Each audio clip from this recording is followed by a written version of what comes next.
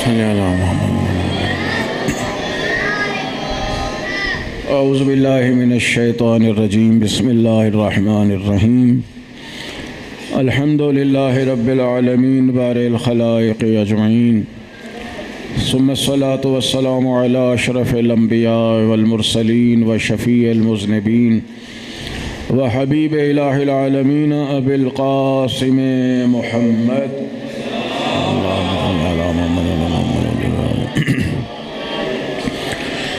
وأهل بيته الطيبين الطاهرين المعصومين المظلومين ولعنة الله على أعدائهم أجمعين.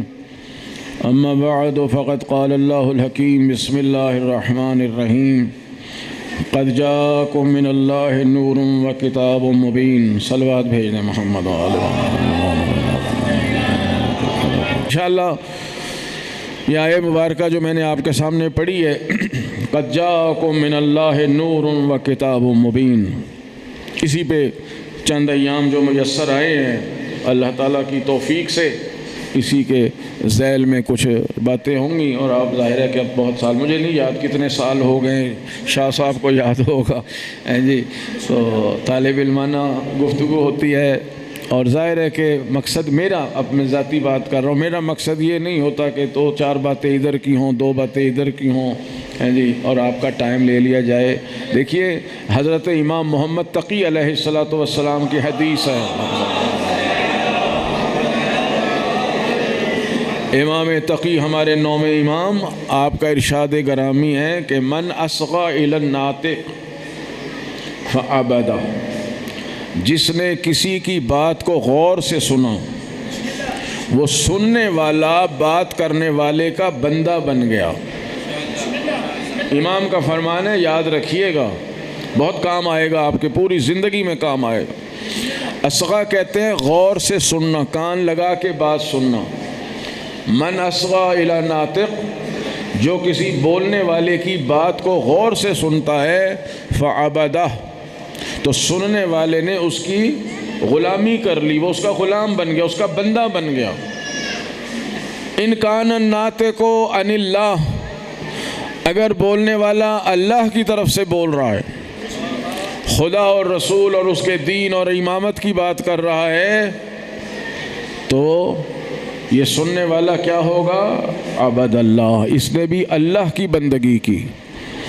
وَإِن كَانَ النَّاطِقُ عَنِ الشَّيْطَانِ، اور اگر بولنے والا شیطان کی طرف سے بول رہا ہے، ظاہر ہے شیطان کی طرف سے بولنے والا یہ نہیں کہے گا کہ میں شیطان کی طرف سے بول رہا ہوں، کہے گا وہ بھی یہی کہ بھئی میں حق کی بات کر رہا ہوں، لیکن وہ حق ظاہر میں کہہ رہا ہوگا، حقیقت میں شیطان کی طرف سے بول رہا ہوگا. ان کان عن الشیطان، اگر وہ ناطق شیطان کی طرف سے گفتگو کر رہا ہے، فعبدہ، تو پھر سننے والے نے شیطان کی بندگی کی. توجہ فرما رہے ہیں؟ تو اس لیے ذکر محمد و آل محمد میں جو گفتگو ہوتی ہے وہ عن اللہ ہوتی ہے، وہ اللہ کی طرف سے ہوتی ہے. تو جو اسی لیے مجلس کو عبادت کہا گیا ہے، اسی لیے آپ بچپن سے سنتے آ رہے ہیں کہ رسول گرامی اسلام نے فرمایا ذکر علی عبادہ، میرے بھائی علی کا ذکر عبادت ہے. کیوں؟ اس لیے کہ ذکرہ ذکری و ذکری ذکر اللہ و ذکر اللہ عبادہ، اس لیے کہ علی کا ذکری نہیں ہے خالی، بلکہ مجھ محمد کا ذکر ہے، اور مجھ محمد کا ذکر اللہ کا ذکر ہے، اور اللہ کا ہر ذکر عبادت کہلاتا ہے.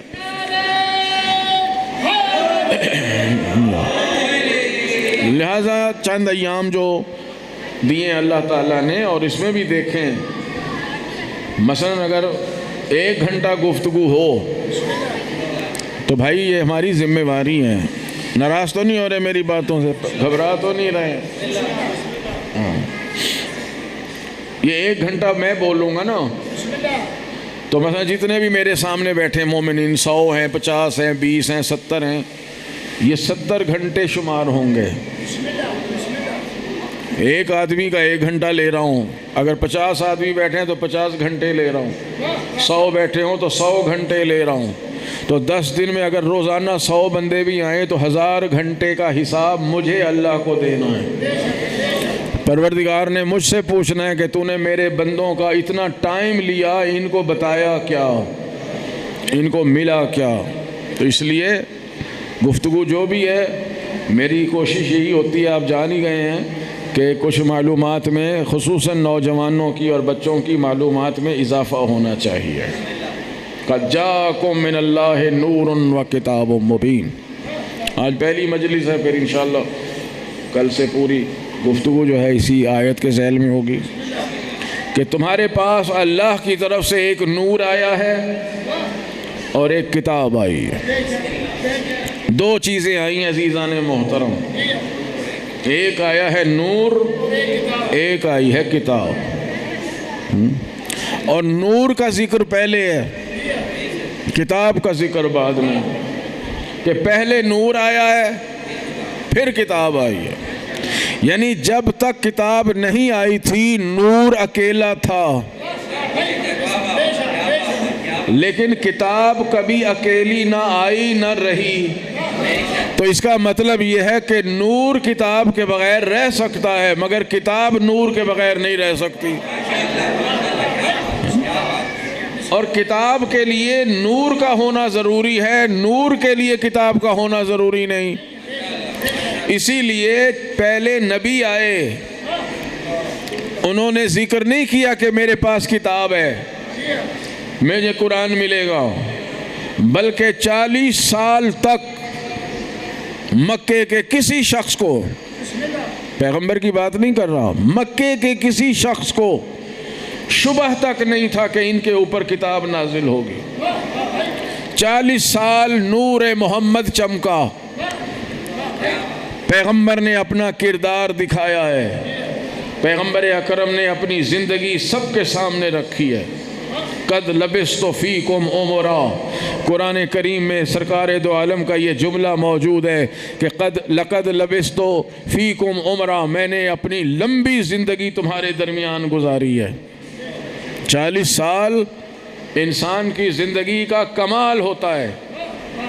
40 سال کے بعد تو سرکار فرماتے ہیں پھر موت کا انتظار کرو۔ 40 سال کے بعد تو انسان بڑھاپے کی طرف جاتا ہے، عروج کا ٹائم ہوتا ہے جب انسان 40 سال کا ہو جاتا ہے۔ تو آپ فرما رہے ہیں میں نے ایک لمبی زندگی 40 سال تمہارے درمیان گزارے ہیں، کہیں میری زندگی میں تمہیں کوئی کمی، کوئی کجی، کوئی عیب نظر آئے تو میرے سامنے بات کی جائے۔ 40 سال سرکار دو عالم نے اپنے ذات کا نور لوگوں کے سامنے رکھا، اور اس نور کو کسی نے نہیں سمجھا۔ جس نے سمجھا وہ مولائے متقیان ارشاد فرماتے ہیں کہ انی لارا نور النبوت و اشم الرسالہ، میں بچپن سے نور نبوت کو دیکھا کرتا تھا اور خوشبو رسالت کو سونگھا کرتا تھا۔ لوگ آج بھی فکر میں ہیں کہ جی یہ نور تھے کہ نہیں تھے، جی نور کی بڑی بحث ہوتی ہے کہ رسول نور ہیں یا نعوذ باللہ خاکی ہیں، ہماری طرح کے بشر ہیں یا نوری بشر ہیں، یہ کیا ہے مسئلہ؟ دنیا نے آج تک اس کو حل نہیں کیا۔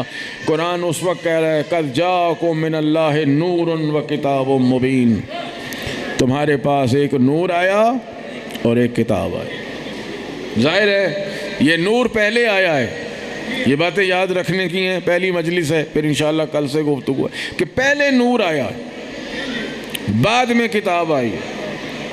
دنیاوی سکولوں میں بھی آپ دیکھ لیں کہ استاد کتاب کا محتاج نہیں ہوتا، کتاب استاد کی محتاج ہوتی ہے۔ سکولوں میں پہلے استاد معین کیا جاتا ہے، کتابیں بعد میں آتی ہیں۔ یہ نہیں ہوتا کہ کتاب پہلے آ جائے استاد ہو ہی نہ، یا استاد بعد میں آئے، نہیں، استاد پہلے ہوتا، پڑھانے والا پہلے ہوتا ہے۔ اور بڑی بڑی یونیورسٹیوں میں جب جاتے ہیں تو وہاں پروفیسر حضرات کتابیں نہیں پڑھاتے، جی کتابیں سکولوں میں اور چھوٹی چھوٹی کلاسوں میں پڑھائی جاتی ہیں، لیکن جب ہائی وہ سٹینڈرڈ کی لیکچر ہوتے ہیں یونیورسٹیوں میں تو وہ صرف لیکچر دیتا ہے، کتاب نہیں پڑھاتا۔ اس کا مطلب یہ ہے کہ استاد کتاب کا محتاج نہیں ہوتا، کتاب پڑھائی جانے کے لیے استاد کی محتاج ہوتی ہے۔ تو ہم کہہ سکتے ہیں کہ نبی کتاب کا محتاج نہیں ہوتا، کتاب بیان ہونے کے لیے نبوت کی محتاج ہوتی ہے۔ عزیزوں، جب نور آیا ہے اور کتاب آئی ہے تو ظاہر ہے کتاب سے مراد تو قرآن ہے۔ یہ کتاب عرض کر چکا ہوں اکیلی نہیں آئی، کسی کے ساتھ آئی ہے، کسی کے پاس آئی ہے۔ اور اللہ نے اس کتاب کو نہ پہاڑوں پہ اتارا، نہ کسی مسجد پہ اتارا، نہ کسی درخت پہ اتارا، نہ کسی عام بشر کے گھر میں اتارا، بلکہ اس کتاب کو اتارا ہے تو قلب محمد مصطفیٰ پہ اتارا ہے۔ نزل بہ الروح الامین علی قلبک لتکون من المنذرین۔ حبیب اس کتاب کو لے کے جبرائیل امین آپ کے دل پہ نازل ہوا تاکہ آپ لوگوں کو اللہ کے عذاب سے ڈرائیں۔ اور دیکھیے قلب سے مراد یہاں دل نہیں ہوتا، ٹھیک ہے، کیونکہ انسان کے دل میں علم نہیں آتا، یہ دل تو خون پہنچانے کا ذریعہ ہے۔ قرآن و حدیث میں جہاں بھی لفظ قلب آیا ہے اس سے مراد ذہن ہوتا ہے، ٹھیک ہے، دماغ، علم دماغ میں ہوتا ہے، ذہن میں ہوتا ہے۔ تو یہاں قلب سے مراد، قلب پیغمبر سے مراد دل نہیں ہے جسے ہم اردو میں دل کہتے ہیں، بلکہ ذہن ہے سرکار رسالت میں آپ کا۔ لوگوں کو آج تک یہی نہیں پتہ چلا کہ قلب قرآن میں کس چیز کو کہا گیا ہے۔ وہ حضور کے دل کا آپریشن کرا رہے ہیں بیٹھے، کہ جناب رسول اللہ کے نعوذ باللہ دل کا آپریشن کیا اور جناب جو کوئی کالا سا داغ تھا اس کو نکال دیا اور اس کے اندر نورانیت کو بھر دیا اور آپریشن کر دیا۔ بیچاروں کو پتہ ہی نہیں چلا کہ بھائی علم تو دل میں ہوتا ہی نہیں، علم تو ذہن میں آتا ہے، دماغ میں آتا ہے۔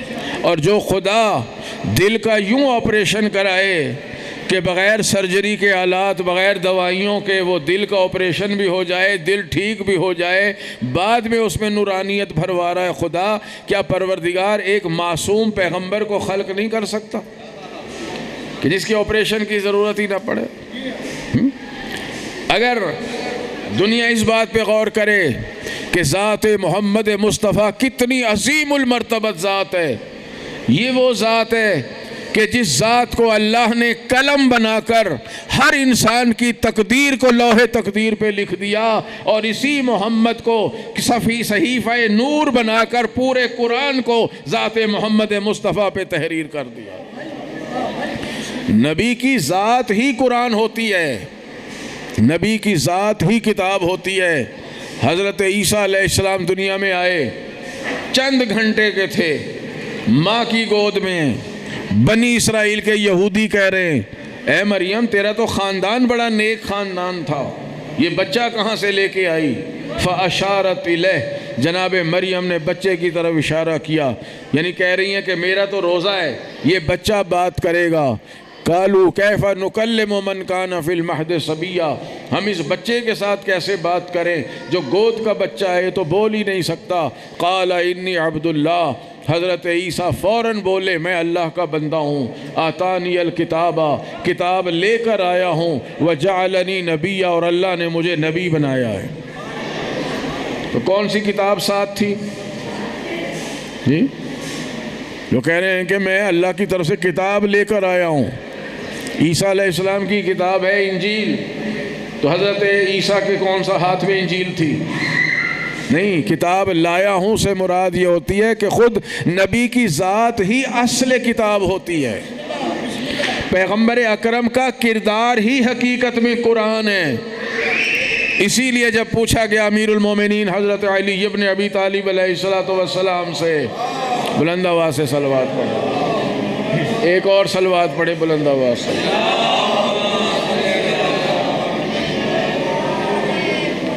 کہ یا امیر المومنین رسول خدا کا کردار کیا تھا؟ تو آپ نے ارشاد فرمایا کہ رسول اللہ کا کردار اگر دیکھنا ہے تو پھر قرآن کی تلاوت کیجیے۔ سارا قرآن کردار محمد مصطفیٰ صلی اللہ علیہ وآلہ وسلم ہے، اور یہ وہ نور ہے جس پر کتاب کو نازل کیا گیا۔ اب ظاہر ہے عزیزان محترم، اگر ہم نے کتاب پڑھنی ہے تو نور کی ضرورت ہے جی۔ اگر اس نور سے مراد یہ روشنی بھی لی، ترجمہ تو یہی کیا جاتا۔ تو اگر کتاب پڑھنی ہے تو روشنی کی ضرورت ہے۔ روشنی کے بغیر کتاب نہیں پڑھی جا سکتی، چاہے ہماری آنکھیں ماشاءاللہ ٹھیک کام کر رہی ہیں، چاہے موٹی موٹی اینکیں لگا لیں، چاہے جناب آنکھوں کو پھاڑ پھاڑ کے پڑھیں، روشنی کے بغیر، نور کے بغیر کتاب نہیں پڑھی جا سکتی۔ جب پڑھی نہیں جا سکتی تو سمجھ کہاں سے آ سکتی ہے؟ توجہ ہے میرے محترم؟ اب اگر میں یہاں کتاب پڑھ رہا ہوں بیٹھا اور روشنی بھی موجود ہے اور بجلی چلی جائے، روشنی گئی، تو کیسے پڑھوں گا کتاب؟ نہیں پڑھ سکتا نا، اور پڑھنا ضرور ہے۔ تو اب کرنا کیا پڑے گا؟ کوئی ایسی روشنی لانی پڑے گی جو اس روشنی کی جانشین بن جائے۔ توجہ، یہ نہیں ہو سکتا کہ جناب بجلی چلی گئی تو کوئی یہ گلاس لا کے رکھ دے کہ جی یہ بجلی کی جانشین ہے، اس میں تو خود اندھیرا ہے۔ کوئی اور مثلاً کوئی لمبا سا ڈنڈا لا کے رکھ دے، کوئی بانس لا کے رکھ دے کہ جناب وہ بلب تو چھوٹا سا تھا اور یہ بانس جو ہے بڑا ڈنڈا لمبا سا ہے، یہ اس کا جانشین بن جائے تو اس ڈنڈے سے مجھے بتائیے ہاں جی کسی کو مارا تو جا سکتا ہے، اس سے روشنی نہیں آ سکتی۔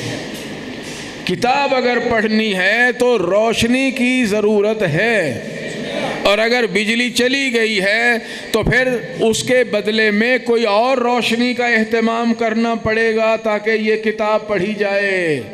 اللہ نے قرآن سے پہلے نور محمد کو بھیجا ہے کہ اس نور محمد سے قرآن کو سمجھو۔ جب پیغمبر چلے جائیں دنیا سے تو پھر اس نور کی جگہ بھی کوئی نور لانا پڑے گا جو ہمیں وہ کتاب سمجھائے۔ پیغمبر کی جگہ پر کوئی اور نہیں آ سکتا، وہی آئے گا جو نور ہوگا، اور نور بھی وہی ہو جو حقیقت محمدیہ والا نور ہو۔ اس لیے فرمایا اولنا محمد، اوسطنا محمد، آخرنا محمد، کلنا محمد۔ ہمارا پہلا بھی محمد ہے، درمیان والا بھی محمد ہے، آخری بھی محمد ہے، ہم سارے کے سارے محمد ہیں۔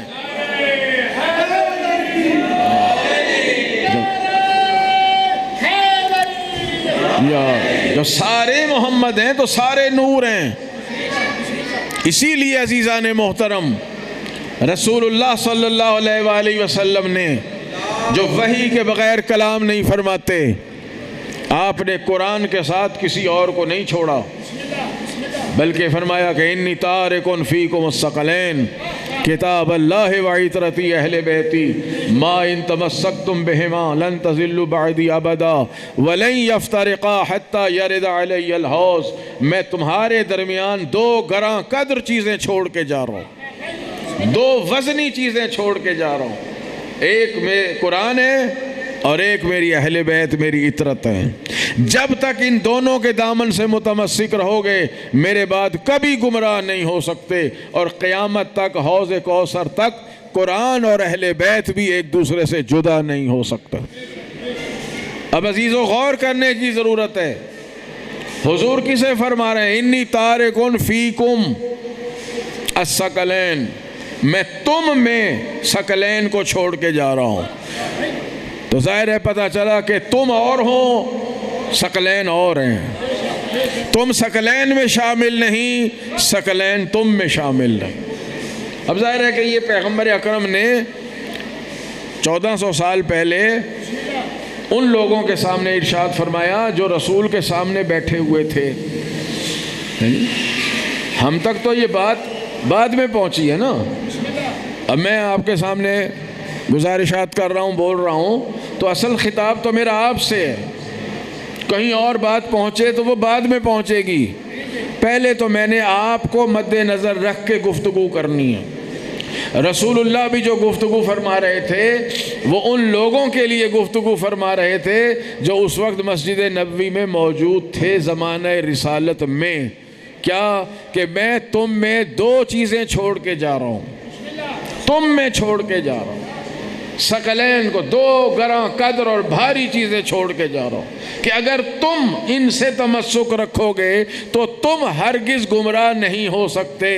پتہ چلا جو سامنے بیٹھے تھے ان کے گمراہ ہونے کا امکان تھا، وہ گمراہ ہو سکتے ہیں، مگر یہ ثقلین نہ کل گمراہ ہو سکتے تھے، نہ آج گمراہ ہو سکتے ہیں، نہ قیامت تک گمراہ ہو سکتے ہیں۔ جو کبھی گمراہ نہ ہو سکے اسی کو معصوم کہا جاتا ہے۔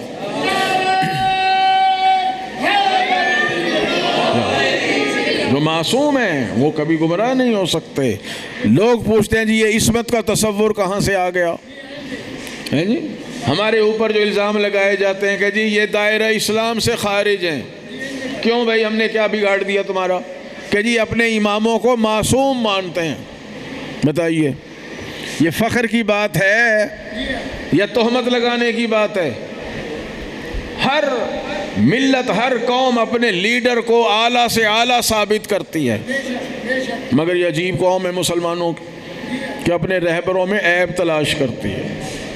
لیکن دنیا یاد رکھے، بڑے بڑے بادشاہ آئے، تخت و تاج الٹ گئے، بڑے بڑے محل کھنڈر اور ویران ہو گئے، ان کی قبروں کے نشان بھی آج تک نہیں ملتے، ان کا خزانہ بھی ختم ہو گیا، ان کے لشکر بھی برباد ہو گئے۔ محمد و آل محمد میں نہ کوئی عیب تھا، نہ دنیا کہیں تلاش کر سکے۔ یہ کل بھی معصوم تھے، یہ آج بھی معصوم ہے، یہ قیامت تک معصوم۔ فرمایا میں تم میں چھوڑ کے جا رہا ہوں، یعنی تمہارے گمراہ ہونے کا چانس ہے مگر اہل بیت کے گمراہ ہونے کا امکان نہیں ہے۔ اور تم جو گمراہی سے بچو گے تو تمہیں اکیلا قرآن نہیں بچا سکتا، بلکہ گمراہی سے بچانے کے لیے دو چیزوں کی ضرورت ہے، ایک کتاب خدا کی ضرورت ہے، ایک اطرت محمد مصطفیٰ کی ضرورت ہے۔ اور ظاہر ہے کہ فرماتے ہیں کہ یہ قیامت تک ایک دوسرے سے جدا نہیں ہو سکتے۔ قرآن کو اہل بیت سے اور اہل بیت کو کبھی قرآن سے جدا نہیں کیا جا سکتا۔ یہ جدا نہیں کیا جا سکتا کہ بڑی تفسیر علماء نے بیان فرمائی ہے۔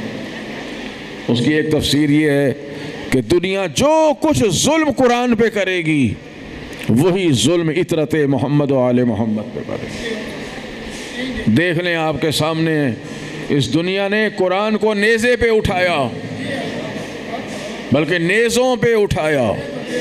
ایک نیزہ نہیں، صفین میں کتنے نیزے تھے جن پہ قرآن کو بلند کیا گیا۔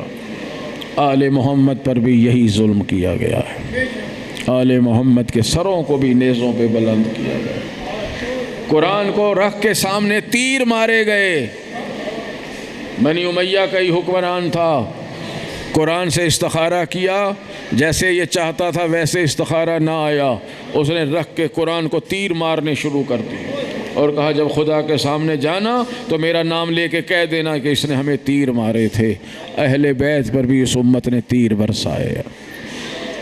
فاطمہ زہرا کے دو لال تھے، ایک لال کے لاشے پر تیر اندازی کی گئی، ایک کا لاشا ہی تیروں پر تھا۔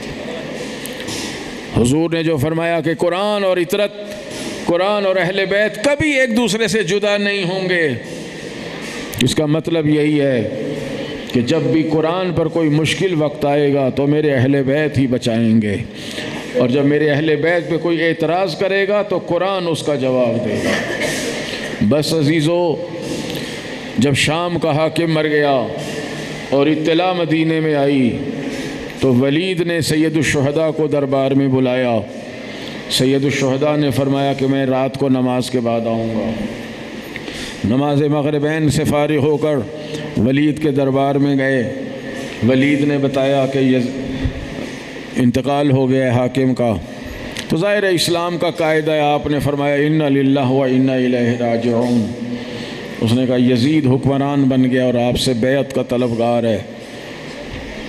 آپ نے فرمایا کہ میں کوئی مدینے کا عام انسان نہیں ہوں، میں نبی کا نواسہ ہوں، علی کا بیٹا ہوں۔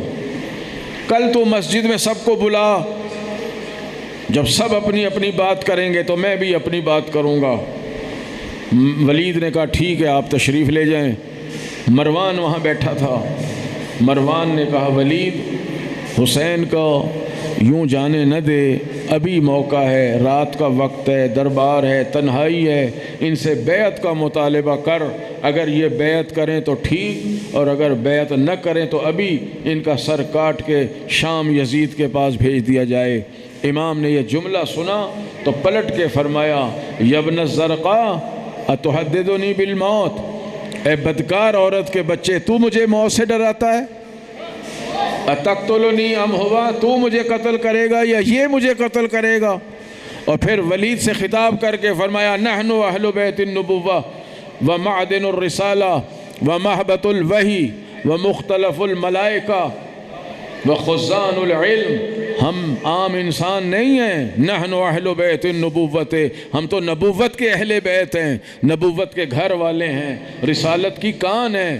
کوئی نبی اس وقت تک نبی نہیں بنا جب تک اس نے ہمارے گھرانے کا کلمہ نہیں پڑھا، کسی رسول کو رسالت نہیں ملی جب تک میرے گھرانے کا کلمہ نہیں پڑھا، اور ہمارے گھر میں وحی خدا نازل ہوتی ہے، میرے گھر میں فرشتوں کا آنا جانا لگا رہتا ہے، وخزان العلم، اللہ نے اپنے علم کے خزانے ہمیں عطا کیے ہیں۔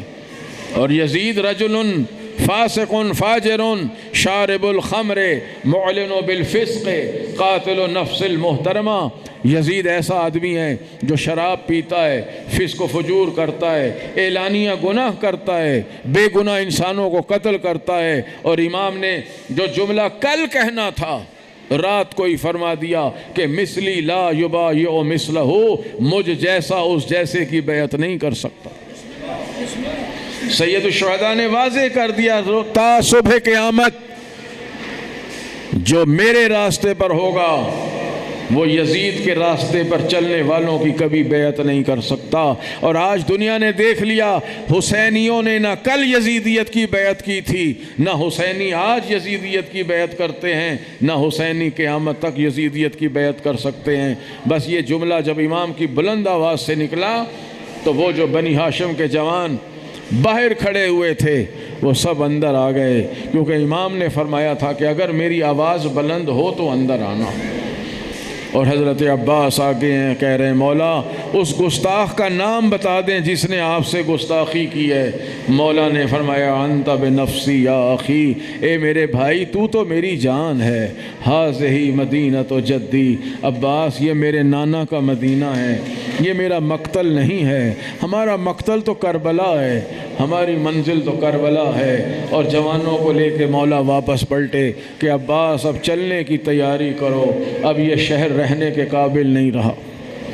عزیزو سامان سفر تیار ہے، آپ سنتے رہتے ہیں، بس دو جملے سنیے۔ سامان سفر تیار، 28 رجب کا دن ہے، کوئی معمولی بات نہ تھی، مدینے میں قیامت کا دن تھا، کیونکہ وہ گھر سے باہر آ رہی ہیں شہزادیاں جو نانا کی قبر پہ بھی رات کو اندھیرا جب ہو جاتا تھا، آدھی رات گزر جاتی تھی، کوئی شخص بھی مسجد میں نہیں ہوتا تھا، تب علی کی بیٹیاں اپنے نانا کی قبر کی زیارت کو جاتی تھیں، اس لیے کہ اہل بیت یہ گوارا نہیں کرتے تھے کہ کوئی جناب زینب یا ام کلثوم کا سایہ بھی دیکھ لے۔ لیکن آج علی کی بیٹیاں گھر سے باہر آ رہی ہیں، جناب عباس کی آواز گونجی، کوئی اپنی چھت پہ کوئی بچہ بھی نہ چڑھے، آج شہزادیاں باہر آ رہی ہیں۔ مولا نے اپنی بہنوں کو سوار کرایا، بی بی ام سلمہ کے پاس آئے اور عرض کیا، نانی جان آپ کا بیٹا جا رہا ہے، الوداع کرنے کے لیے آیا ہے، اب آپ کی ہماری ملاقات نہ ہوگی۔ آپ نے فرمایا، بیٹا دنیا کے کسی علاقے میں چلے جاؤ مگر عراق نہ جانا۔ آپ کے نانا نے فرمایا ہے کہ عراق کی سرزمین پر میرے بیٹے حسین کو 3 دن کی بھوک اور پیاس کے عالم میں شہادت واقع ہو جائے گی، اے بیٹے عراق نہ جانا۔ امام حسین علیہ السلام نے فرمایا، نانی جان میری تو منزل ہی عراق ہے، ہم نے تو جانا ہی کربلا ہے۔ اے نانی جان دیکھیے میری 2 انگلیوں کے درمیان دیکھیے، ولی ابن ولی ہیں، امام ابن امام ہیں، حجت خدا ہیں. فرمایا میری 2 انگلیوں کے درمیان دیکھیں. اب جو جناب ام سلمہ نے دیکھا ایک لک و دک صحرا ہے، ایک تپتا ہوا میدان ہے جہاں کوئی سایہ نہیں ہے، کوئی پانی پلانے کا انتظام نہیں ہے. امام نے اشارہ کر کے فرمایا نانی جان وہ دیکھیے وہ جگہ ہے جہاں اون و محمد شہید ہو جائیں گے، وہ جگہ ہے جہاں میرے قاسم کی لاش کے ٹکڑے پڑے ہوں گے، فلاں جگہ پر میرے جوان علی اکبر نے برچھی کھانی ہے، وہاں میرے یاور و انصار کے جنازے پڑے ہوں گے، اس مقام پر میرے بھائی عباس کے شانے کٹے ہوئے ہوں گے، یہاں میں 6 ماہ کا بچہ شہید کراؤں گا. اور ایک گڑھے کی طرف اشارہ کر کے فرمایا اے بی بی ام سلمہ وہاں آپ کے حسین کا سر تن سے جدا کر دیا جائے گا. نانی یہی وہ منزل ہے جہاں میری بہنوں کی چادریں چھین لی جائیں گی، جہاں ہماری بہنوں کو اسیر کر لیا جائے گا. اور آپ نے ایک ہاتھ بڑھا کر مٹھی اٹھائی مٹی کی اور کہا نانی وہ مٹی جو میرے نانا آپ کو دے کر گئے ہیں اس مٹی کو بھی اسی کے ساتھ ملا کے رکھیں، جب یہ خون بن جائے تو سمجھ لینا آپ کا حسین شہید ہو گیا ہے، آپ کا بیٹا قتل کر دیا گیا. عزیزو 28 رجب کو حسین مدینے سے چلے گئے. اب عالم یہ ہے کہ بی بی ام سلمہ ہر روز اٹھ کر خون کو دیکھتی ہیں، مٹی کو دیکھتی ہیں. ہاں ابھی مٹی ہے، میرا حسین دنیا میں حیات ہے. بی بی دیکھتی گئی، رجب گزری، شعبان، ماہ رمضان، مہینے گزرتے گئے حتیٰ کہ 61 ہجری کا ماہ محرم نمودار ہوا.